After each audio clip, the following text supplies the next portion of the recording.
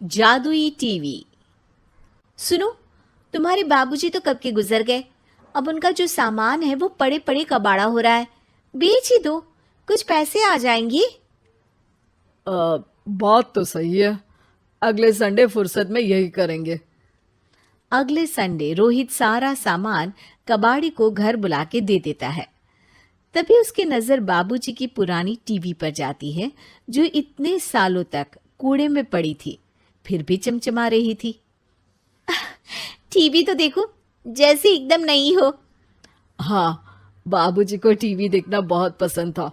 उनका सपना था कि वो टीवी पे आए। एक बार मौका भी था जब वो अपने गांव के गाने सुनाने किसी चैनल पर जाने वाले थे, पर मैं और मेरा भाई लड़ पड़े और बाबूजी को घर पर ही रुकना पड़ा। चला के देखें क्या? हाँ हाँ, क्यों नहीं, देख लेते हैं। पर शायद ही चले। बाबूजी ने उस लड़ाई के दिन के बाद टीवी देखना ही छोड़ दिया था। टीवी चालू करने के लिए उसमें केबल वायर लगा दिया जाता है। एक न्यूज चैनल चालू हो जाती है। स्वर्ग की सीढ़ी के रास्ते हैं तीन, तीनों के तीन रास्ते हैं संगीन।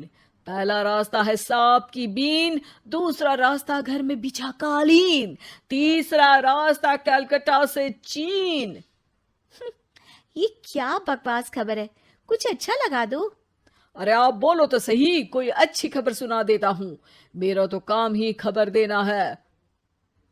अरे बाप रे, टीवी बात कर रही है। हाँ, ये न्यूज वाला मुझसे। हाँ हाँ, आपसे ही तो बात करूंगा ना, आपके घर में हूं तो। अरे, ये सपना है क्या? तुम हमसे बात नहीं कर सकते? अरे सपना नहीं भाई साहब, ये टीवी जादुई टीवी है। बोलो, क्या खबर सुननी है, वरना ब्रेक लेने का टाइम आ जाएगा। सुप्रिया घबरा के टीवी बंद कर देती है। वो क्या था? अरे एक बार और चालू करके देखे, फिर से बात करेगा तो चैनल बदल देंगे। सुप्रिया फिर टीवी चालू कर देती है। अरे ऐसा कोई मुंह पे टीवी बंद करके जाता है क्या? मुझे बुरा लगा आपका नेचर। चाय पानी तो पूछो। सुप्रिया टीवी के बटन से चैनल बदल देती है। अब टीवी पर एक फिल्म चल रही है। अरे ये तो सूर्यवंशम है ना? हाँ, और ये ठाकुर को जहर की खीर दे दी और उसको पता भी नहीं है। ए भाई, खीर मत पीना, उसमें जहर है, मत पीना। ठीक है महाशय, जैसा आप कहें। हाँ। अरे, आपकी बात मान ली, पूरी पिक्चर ही अब तो बदल जाएगी। मतलब ये सच में जादुई टीवी है? तभी वहां कबाड़ी आ जाता है। भैया, टीवी के 150 रुपए दूंगा, चलेगा?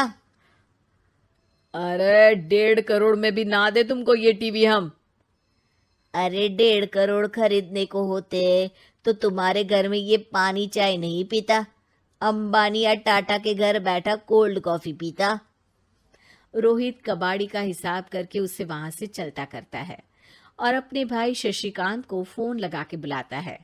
शशि थोड़ी ही देर में वहां पहुंच जाता है। क्या हो गया भैया? अरे बाबूजी का टीवी याद है?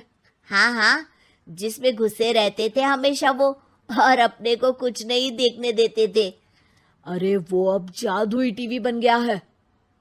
भैया, आपकी बकवास करने की आदत अब तक नहीं गई। अरे आपके घर में बच्चे हैं, अब तो बड़ों जैसी बात करो। रोहित जाके टीवी चालू कर देता है। टीवी पर एक जादू का शो हो रहा है जिसमें एक जादूगर है।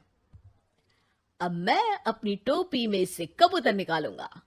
श्रिंग ब्रिंग शरिंग बम फोपा फुफी फुफा बाउ। टीवी से कबूतर निकलता है और शशिकांत के सर पर आकर बैठ जाता है। भैया, ये क्या हो रहा है? भैया इसे उड़ाओ। ए कबूतर, जा जा, कबूतर चल निकल। अब मैं टोपी में से सांप। सांप सुनते ही शशिकांत कांप जाता है और भाग के टीवी बंद कर देता है। भैया, सॉरी भैया, मैं समझ गया ये सच में जादुई टीवी है, पर एक बार और ट्राई करते हैं। पर भाभी, कोई दूसरा चैनल लगा हुआ, जिसमें डर ना लगे। सुप्रिया टीवी चला देती है और न्यूज लगा देती है। अरे कितने दिनों बाद मुझे याद आया, बताइए क्या खबर सुनाओ। और ये नया आदमी कौन है? ये मेरा भाई है शशिकांत। ओह यस, वही है ना जिससे तुम लड़ लिए थे किसी बात पे, और तुम्हारे बुढ़ाओ पिताजी गुस्सा हो गए थे और टीवी को संन्यास दे दिया था। हैं? तुमको कैसे पता ये सब? इस टीवी में रहने वाले आदमी से लेकर कबूतर तक को तुम्हारे बाबूजी और तुम्हारी बातें पता है, इसलिए तो ये जादुई टीवी है। ये टीवी क्या कर सकती है वैसे? तुम जो मांगो दे सकती है। कहानी बदल सकते हो, खबर बदल सकते हो, कोई चीज मांग सकते हो। अरे भैया, ये टीवी मैं लेके जा रहा हूँ। बाबूजी का लाडला तो मैं ही था ना। अरे ऐसे कैसे? मैं बड़ा बेटा था, अब तक मेरे घर में टीवी थी ना। अब तक कहाँ गए थे पिताजी के लाडले? तुम्हारी गलती का एहसास भी है। अरे भैया, ज्यादा ना बोलो वरना भूल गए आपके दांत तोड़ दिए थे मैंने उस लड़ाई में। मेरी बीवी के सामने मेरी बेइज्जती करता है। रुक। दोनों भाई हाथापाई पे उतर जाते हैं। रुक, बताता हूं तुझे कि कौन बड़ा है। अरे छोटे का दम तो देख लीजिए आप। ये खबर आपके बाबूजी को देता हूं। तभी टीवी अचानक बंद हो जाता है। अरे शायद टीवी नाराज हो गया। और लड़ लो, आए बड़े खली बनने। टीवी से एक तेज रोशनी निकलती है और टीवी में बाबूजी दिखाई देते हैं। बापूजी, आप इतना चकरा क्यों रहा है? अपने बाप को नहीं पहचानता क्या? ये तो ऐसा ही है बाबूजी। प्रणाम बाबूजी। अरे चुप कर, तुम दोनों ही उल्टे हो। तुम्हारी वजह से मैंने टीवी में आने के सपने को छोड़ दिया, तुम्हारी लड़ाई की वजह से। और तो और, जितना मैं अपनी बीवी को नहीं देखता था उतना टीवी को देखता था, वो भी छोड़ दिया तुम दोनों की लड़ाई की वजह से। और अब मरने के बाद जब मैंने टीवी को जादुई टीवी बना दिया तो भी तुम इसका फल लेने की जगह लड़ रहे हो। अरे तुम तो लायक ही नहीं हो। अब तुमको बाबा जी का ठुल्लू भी नहीं मिलेगा। बाबूजी चले जाते हैं। टीवी बंद हो जाता है। रोहित और शशिकांत गिड़गिड़ा के टीवी के सामने हाथ जोड़ के बाबूजी को बुलाते हैं, पर टीवी सिर्फ धुआं निकालता रहता है। टीवी रख के पास पागल हुई सास। आजकल वर्मा जी की पत्नी देवकी जी केबल पर रियलिटी शोज देख देख कर बहुत कुछ सीख रही हैं। जैसे आज तो वो सुबह सुबह बेसुरे आलाप ले रही हैं। सारे गा मा धा। माँ जी, सारे गामा पा धा नी सा होता है। अरे वो तो सब गाते हैं, ये मेरा स्टाइल है। आवाज तो कम कर लीजिए माँ जी, पर्दे फट जाएंगे कान के। ये कहो कि पर्दों में आग लग जाएगी। देखना, मेरी आवाज सुन के जज आग लगा देगी, आग लगा देगी, तू तो आग लगा देगी, ऐसा बोलेंगे। सरिता वहां से परेशान होकर चली जाती है और सास रियाज जारी रखती है। सारे गाओ, सारे नाचो। तभी बाबूजी दुकान से लौटते हैं। अरे देवकी, क्यों तानसेन बनी हुई है? कान से खून निकालोगी क्या? अरे क्या हुआ, रियाज तो करने दो मुझे। इसको रियाज बोलते हैं? ऐसा लग रहा है जैसे घोड़े हिना रहा है। घोड़े पे बैठ के ही बम्बई जाऊंगी मैं तो, जब जज साहब कहेंगे कि देवकी तुम मुंबई आ रही हो। जज साहब, वो अदालत वाले? अरे नहीं नहीं, बड़े लोग हैं, आप नहीं जानते हैं। ओ मैं तो छोड़ चली अपना ये देश, बम्बैया मुझे प्यारा लगे। गाना गाती हुई देवकी चली जाती है और बाबूजी अपनी सरफिरी पत्नी के इस संगीत प्रेम की चर्चा करने बहू के पास चले जाते हैं। अरे सरिता बेटा, सुनो तो, ये तेरी सास को क्या हुआ है बेटा? सुबह तो अच्छा भला छोड़कर गया था इसे। सिंगर बनेगी अब वो। सिंगिंग रियलिटी शो में जाने की सुबह से तैयारियां चल रही हैं इनकी। हाँ, अब तो कोयल के सुर मेंढक छेड़ेगा। हे भगवान, सद्बुद्धि दो इसे। इधर बाबूजी भगवान को कहते हैं और उधर राधा रानी प्रकट हो जाती है, देवकी की मोहल्ले की सबसे पक्की दोस्त। क्यों री देवकी, काहे इतना गला फाड़ रही है? कोई चीखने चिल्लाने का कंपटीशन है क्या?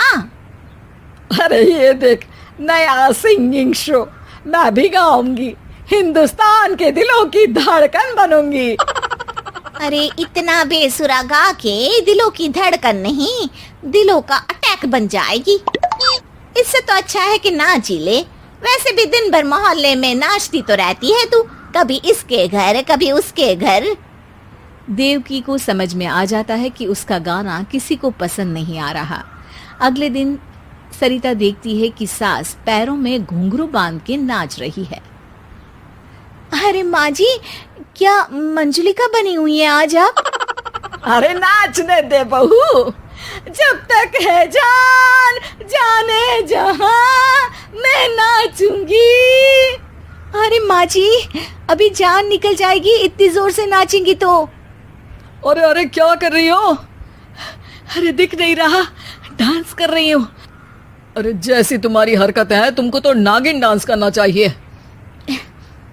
वो भी करूंगी, भांगड़ा भी करूंगी, देखना जज मुझे देख के स्टैंडिंग ओवेशन देंगे। हाँ, स्टैंडिंग ओवेशन तो देंगे ही, ताकि खड़े होकर वहां से भाग सके तुम्हारा डांस देखकर। अरे कुछ ढंग की चीज करो, ये रोज क्या नया शुरू कर देती हो। सास को लगता है कि उसका डांस का सीन भी बिगड़ गया। अब वो टीवी देख के कोई और कलाकारी ढूंढने लगती है। तभी उसे टीवी पर खतरों के खतरनाक खिलाड़ी शो दिखता है, जिसमें लोग अलग अलग स्टंट करते हैं। बस देवकी को नया काम मिल जाता है। अगले दिन सुबह देवकी डंबल लेकर कसरत करने लगती है। माँ जी, ये क्या कर रहे हैं आप? अरे खली जैसे बनकर खलबली मचा दूंगी। कल मैंने खतरों के खतरनाक खिलाड़ी देखा और सोच लिया कि मुझे वही जाना है। हाँ बस। तभी वहाँ बाबूजी भी आ जाते हैं। अरे इतना भारी डंबल, अरे गिर मत जाना कहीं लेकर। अरे चुप करो, तुमसे कुछ नहीं होता इसका मतलब ऐसा नहीं कि मुझसे भी कुछ नहीं होगा। मैं तो खतरों के खतरनाक खिलाड़ी में जाने वाली हूँ। हाँ, मैं तो इस शो में तभी गया था जब तुमसे शादी हुई थी। तुमसे शादी करना भी खतरों के खतरनाक खिलाड़ी में जाने से कम थोड़ी ना। अब चुप भी रहिए। अरे बहू, वो भारी वाला डंबल उठा कर ला तो। अरे नाना माँ जी, आप संभाल नहीं पाओगी। अरे मैंने टीवी में देखा था, एक आदमी कार उठा लेता है, इतना तो मैं उठा ही सकती हूँ ना। बहू घबराते हुए भारी वाले डंबल माँ के हाथ में दे देती है। जैसे ही माँ दोनों हाथ ऊपर करती है, पूरे शरीर का बैलेंस बिगड़ जाता है और वो पीछे की तरफ गिर जाती है। डंबल जाकर टीवी में लगता है और टीवी फूट जाती है। माँ जी, उठिए माँ जी। बाबूजी बहुत तेज हंसने लगते हैं। बाबा बाबा, टीवी और बीवी दो टेंशन थे मेरे, आज एक कम हो ही गया। बहू भी सास को उठाते उठाते इस बात पर ताली बजाकर हंसने लगती है और देवकी फिर से गिर जाती है। और इस बार देवकी भी अपनी बेवकूफी पे हंसी रोक नहीं पाती।